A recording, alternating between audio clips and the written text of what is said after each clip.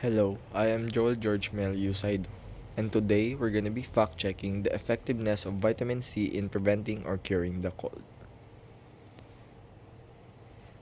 A common claim regarding vitamin C is that it can prevent or significantly reduce the duration and severity of the common cold.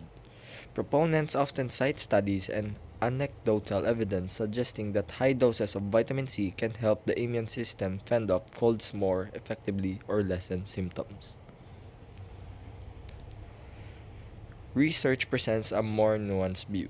While some studies have shown that vitamin C may slightly reduce the duration and severity of cold symptoms, particularly in people who are under physical stress or have low baseline levels of vitamin C, other studies have found little to no benefit for the general population.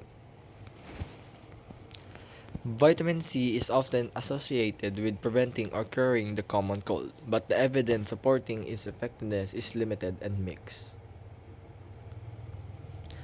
Research shows that regular vitamin C supplementation may slightly reduce the duration and the severity of colds, but it does not significantly prevent the onset of colds in general population.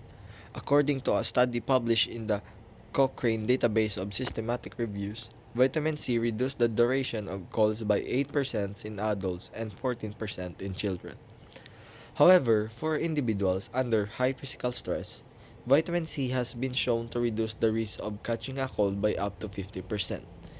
This suggests that its effectiveness may depend on the context, such as environmental stress and the individual's condition.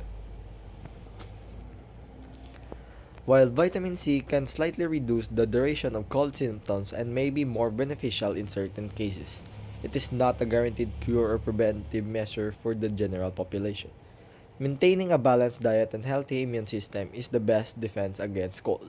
If you experience severe or persistent symptoms, it's important to consult a healthcare professional.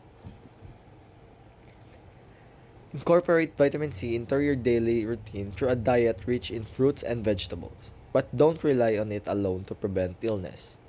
Stay informed about how to maintain overall immune health and consult your doctor for personal advice, especially when managing cold symptoms or other health concerns.